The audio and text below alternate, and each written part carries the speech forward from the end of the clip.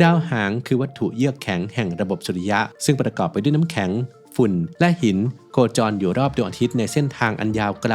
เมื่อไหร่ที่มันเคลื่อนเข้าใกล้ดวงอาทิตย์ความร้อนจะทำให้น้ำแข็งระเหิดไกลเป็นไอปลดปล่อยก๊าซและฝุ่นเกิดเป็นหางที่สว่างไสวซึ่งสามารถทอดยาวได้หลายล้านกิโลเมตรในทิศทางตรงกันข้ามกับดวงอาทิตย์เสมอ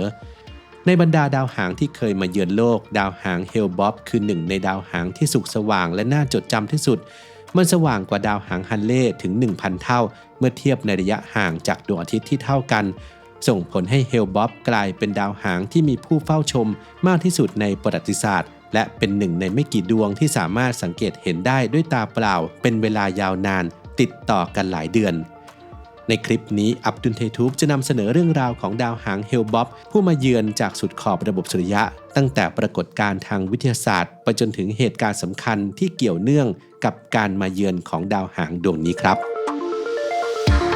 งานวิจัยพบว่ากิงโกบิโลบาหรือใบแปะก๊วยช่วยให้เลือดไหลเวียนไปเลี้ยงสมองได้ดีขึ้นทำให้สมองได้รับออกซิเจนและสารอาหารเต็มที่เพื่อเพิ่มประสิทธิภาพการทำงานของสมองซึ่งเป็นสมุนไพรที่ใช้ดูแลสมองในญี่ปุ่นและจีนมาอย่างยาวนานคาริตี้เจแปนกิงโกบิโลบาสารสกัดคุณภาพสูงจากญี่ปุ่นจึงเป็นตัวเลือกที่ดีในการดูแลสมองให้แข็งแรงทุกวันเริ่มดูแลสมองของคุณวันนี้ศึกษาข้อมูลเพิ่มเติมได้ที่ charity.asia/abdulthaichannel หรือคลิกลิงก์ใต้คลิปได้เลยครับ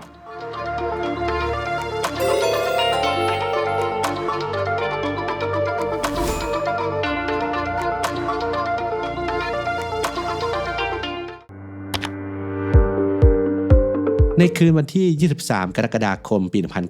1995 นักดาราศาสตร์สมัครเล่น 2 คนณสถานที่ที่ต่างกันกำลังเฝ้ามองท้องฟ้าผ่านกล้องโทรทัศน์ของตน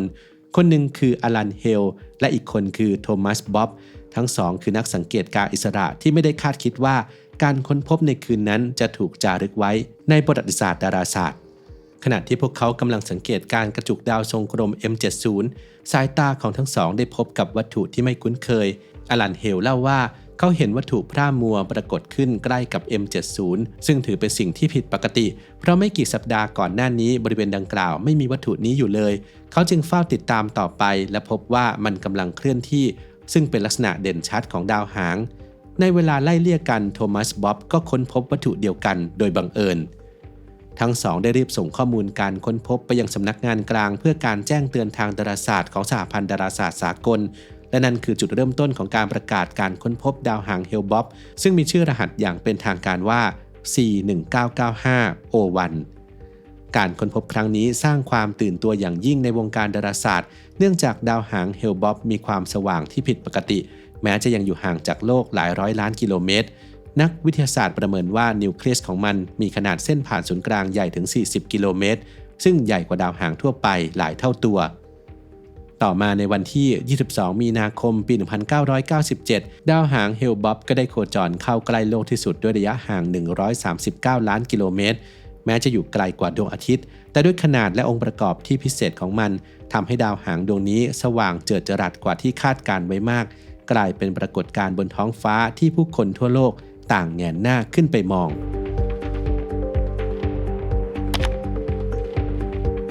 เมื่อดาวหางเข้าใกล้ดวงอาทิตย์ความร้อนจะทำให้แกนกลางของมันหรือที่เรียกว่านิวเคลียสซึ่งเป็นก้อนน้ำแข็งและหินเกิดการระเหิดปลดปล่อยก๊าซและฝุ่นออกมาห่อหุ้มเป็นชั้นบรรยากาศพร่ามัวเรียกว่าโคม่าจากนั้นลมสุริยะจะพัดพาก๊าซและฝุ่นเหล่านี้ให้ยืดยาวออกไป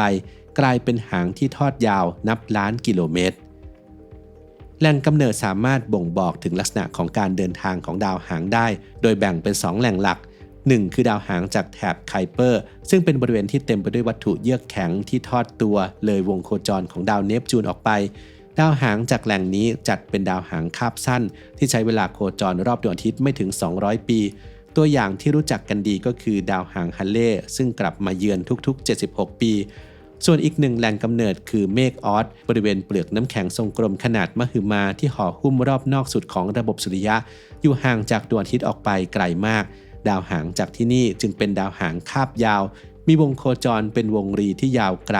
อาจใช้เวลานับพันปีในการโคจรกลับมาเพียงครั้งเดียว และหนึ่งในนั้นก็คือดาวหางเฮลบ็อบซึ่งมีคาบการโคจรยาวนานถึง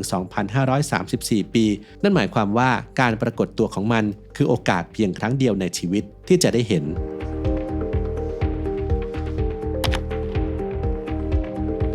ดาวหางเฮลบ็อบได้กลายเป็นหนึ่งในปรากฏการณ์ท้องฟ้าที่น่าตื่นตาตื่นใจที่สุดในประวัติศาสตร์ยุคใหม่หลังจากการเข้าใกล้โลกที่สุดในวันที่ 22 มีนาคม ปี 1997 มันยังคงส่องสว่างจนสามารถมองเห็นได้ด้วยตาเปล่านานถึง 18 เดือน ดร. ไบรอัน มาร์สเดนจากศูนย์ฟิสิกส์ดาราศาสตร์ Harvard Smithsonian กล่าวว่านี่คือหนึ่งในดาวหางที่สังเกตเห็นได้ยาวนานที่สุดในประวัติศาสตร์ไม่ว่าจะอยู่ซีกโลกใดหรือแม้แต่ในเมืองใหญ่ที่มีมลภาวะทางแสงหากท้องฟ้าเปิดก็ยังสามารถมองเห็นดาวหางดวงนี้ได้อย่างชัดเจน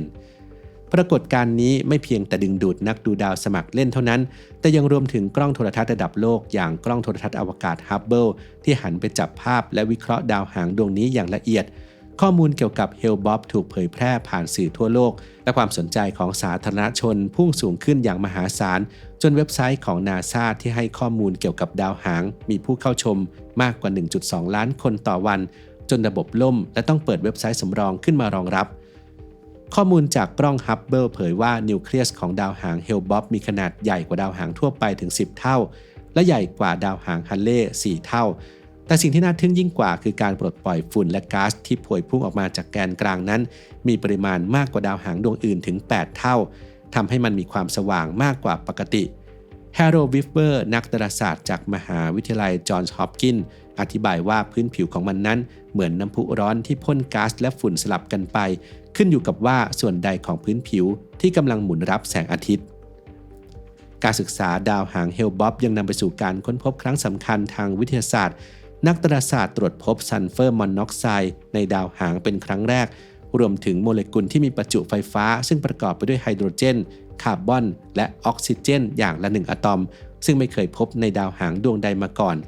การค้นพบเหล่านี้ยืนยันว่าดาวหางเฮลบ็อบเปรียบเสมือนแคปซูลเวลาที่เก็บรักษาสสารดั้งเดิมตั้งแต่ยุคก่อกำเนิดระบบสุริยะเมื่อ 4,600 ล้านปีก่อน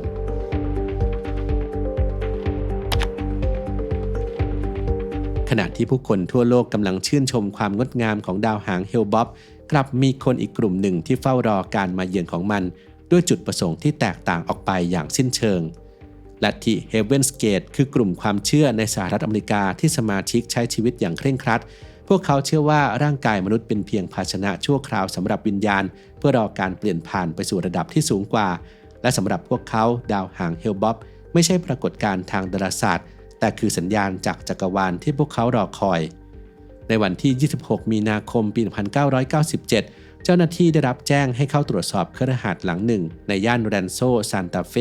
และได้พบกับภาพอันน่าสลดใจคือร่างของสมาชิกกลุ่ม 39 คนนอนเสียชีวิตอย่างเป็นระเบียบทุกคนสวมชุดสีดำและรองเท้าผ้าใบเหมือนกันพวกเขาเสียชีวิตจากการฆ่าตัวตายหมู่โดยเชื่อว่าการสละร่างกายนี้จะนำพาวิญญาณของพวกเขาขึ้นไปสู่ยานอวกาศที่ซ่อนตัวอยู่หลังดาวหางเฮลบ็อบเพื่อเดินทางไปสู่การดำรงอยู่ขั้นสูงเอกสารที่พบในที่เกิดเหตุได้เปิดเผยถึงแผนการที่เป็นระบบสมาชิกจะรับประทานยาฟีโนบาบิทอลที่ผสมกับอาหารตามด้วยเครื่องดื่มแอลกอฮอล์และใช้ถุงพลาสติกคลุมศีรษะเพื่อจบชีวิตบนเว็บไซต์ของลัทธิได้ประกาศข้อความไว้ว่านี่คือสัญญาณที่เรารอคอยโดยอ้างถึงดาวหางเฮลบ็อบว่าเป็นเครื่องหมายแห่งการเดินทางสู่อาณาจักรแห่งสวรรค์เจ้าหน้าที่สืบสวนยืนยันว่าเหตุการณ์นี้คือการฆ่าตัวตายหมู่ที่ใหญ่ที่สุดในประวัติศาสตร์ของสหรัฐอเมริกาและไม่มีร่องรอยของการก่ออาชญากรรมอื่นใดเหตุการณ์สะเทือนขวัญ นี้ทำให้ชื่อของดาวหางเฮลบ็อบถูกจดจำควบคู่ไปกับโศกนาฏกรรมของ Heaven's Gate ที่สร้างความตกตะลึงให้กับผู้คนทั่วโลก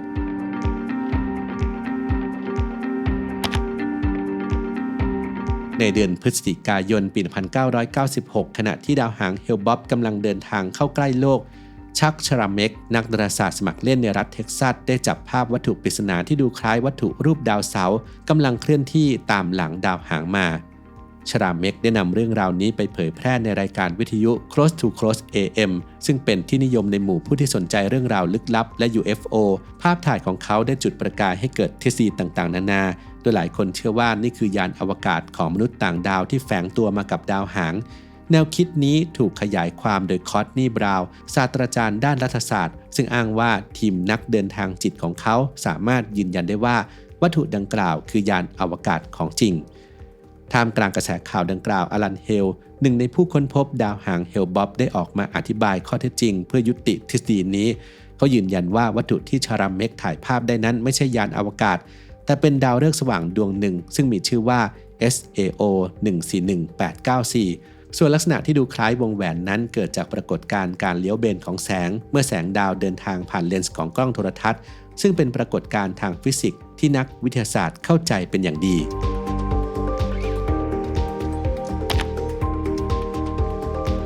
การปรากฏตัวของดาวหางเฮลบ๊อบในปี 1997 ได้สร้างปรากฏการณ์ทางดาราศาสตร์ครั้งยิ่งใหญ่ที่สุดครั้งหนึ่งของศตวรรษที่ 20 หลังจากนั้นดาวหางดวงนี้ก็ค่อยๆจางหายไปจากท้องฟ้า